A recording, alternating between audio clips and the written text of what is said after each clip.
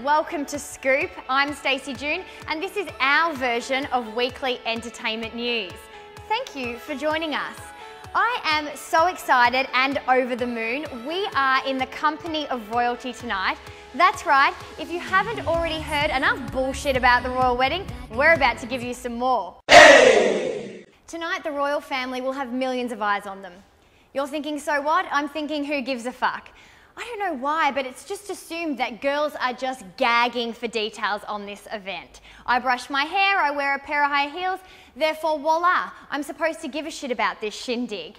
And I don't know about you, but putting on a white dress and marrying a prince is surely all life has to offer. Hey! It's not an easy road. Kate has got some heavy burdens on her shoulders. And our friends at ABC in the US of A agree with me, and they're quite impressed with what she's managed so far. Prince William and Kate Middleton carried out their first official duties together since they became engaged, and everyone was watching with a microscope. How would she be dressed? How would she handle the champagne? She better not fuck up the champagne, especially since I'm assuming it isn't a bottle of passion pop. Now, managing champagne is the only job she has, you ask? Champagne popping is a tricky one. I always ask someone to pop my cork. You just don't want champagne going all over the frickin' place, you know? But Kate, Princess Kate, she does have other jobs. Check this out. This Kate's first taste of royal duty, handshakes and small talk. She's a natural and dressed for the blustery weather. A tweed coat, chocolate scarf and holding her hair in the wind. The Brits call that a fascinator. Well, how fascinating. Kate can shake hands. But in all seriousness, Kate, good luck to you, girlfriend. It's going to be a really big day, and normal brides get nerves on their big days, and they actually know the names of their guests. Not to mention, normal brides are also going to get better gifts than trips to Paris or car airbags. But stay tuned, because later in the show we will cross to our UK correspondent who is amongst all the mayhem and will give us the latest goss on what is going on in London for the royal wedding. Hey! So we will go back to Down Underland. The 2011 Logies event is upon us. It's actually on Sunday night, and it is the television industry's Night of Nights, or as some affectionately refer to it as, the Night of Shite. But I am very interested to see who will end up with the contentious gold gonger. Gonger, that's an interesting word. And I am talking about the inaugural Goldlogie. There has been a bit of hoo-ha about this one. Poor Chrissy. We'll get to the Logies. Chrissy Swan is I reckon people must have thought it was Dane Swan. Chrissy Swan, she doesn't show very good. Never heard of it. It rates 3. Was it a shopping centre for ants? It rates number 3. Oh, jeez, at 10 o'clock in the morning. There you go. The Logies. Oh. So I guess it's a good thing that Eddie can't tweet on the night. I don't know what it is about this event that turns people into assholes. Is it the neon lights or perhaps it's the fact that it is really so predictable. Let's face it, the blonde bombshell's always going to go home with the silver Logie. Sorry, Chrissy. So Twitterland is out of the picture. Will Anderson's going to be quite upset. Last year he got plenty of joy out of tweeting about John Mayer's herpes as well as Gretel Colleen's nasty performance, or should I say lack of performance. Shane Warne's going to struggle, let's face it, without being able to use his mobile phone. But it was Catherine Devine that took the cake for the nastiest tweeter of last year's Logies. Tweeting, "I do so hope Bindi Irwin gets laid." The second tweet, "Rove and Tasma look so cute. Hope she doesn't die too." Ugh. Hey! Lastly, Aussie X Factor winner Elton Charles has made headlines declaring himself bankrupt only months after winning Channel 7's highest rating karaoke competition. Now, the man who reflects a modern-day image of Jesus Christ has also got himself into some hot water.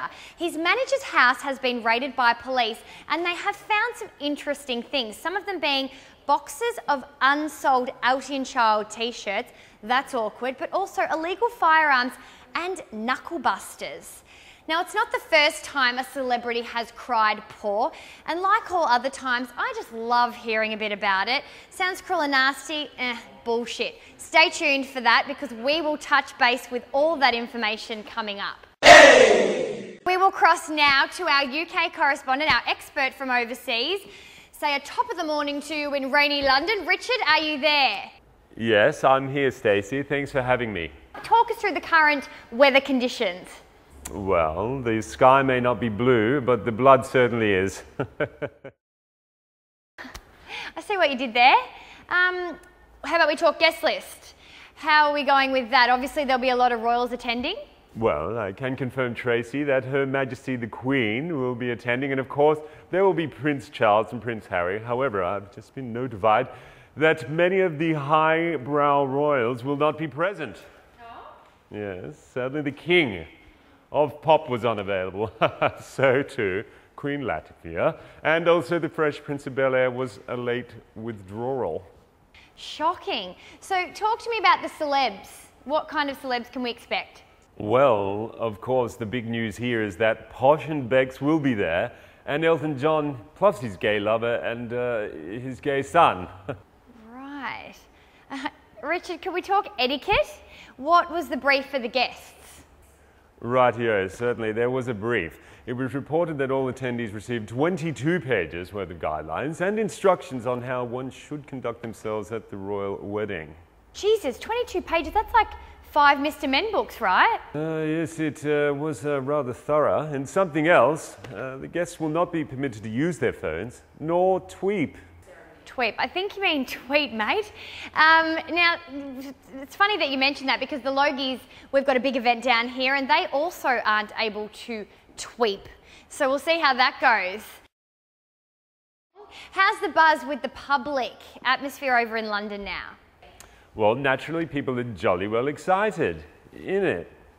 But I mean, the girls of Essex are absolutely gutted that they won't be getting the golden ticket into the life of an aristocrat via Prince William now.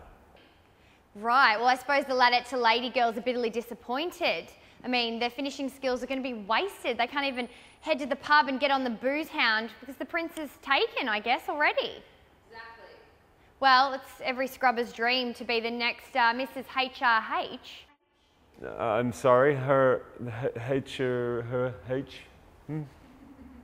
Royal Highness, His Royal Highness. Are you guys over there not even down with the text talk? WTF? Potatoes. Let's move on. Where will the couple be honeymooning? Well, this has been rather hush-hush, Kevin. However, insiders have cited a few possible locations we're talking about typical, idyllic, exotic, popular holiday destinations, such as Kabul, Fukushima, Christchurch. So jolly. Thanks, Dick, for the cross. We'll see you next time, mate. Thanks, innit, Tracy. Thank you. Blarney. OMG, Justin Bieber's new movie Never Say Never hit screens last week. Sexually confused teenage boys, teenage girls and myself was there to witness it. I took a date. It was my 13-year-old cousin Alison. I asked her what did she think of the film. She said, OMG, it was totes JBMNSNWTA. Which of course in proper English means Justin Bieber's movie Never Say Never was totes amazenath.com. Bieber! This prepubescent dude has only been around for 2 years. Is that long enough to get your own movie? Camera crews followed him around for 10 days leading up to his sold-out Madison Square Garden event. I know Justin Bieber said that when a girl gets pregnant through rape, everything happens for a reason, but it does. And Justin Bieber, if you raped me and I got pregnant, I would keep it.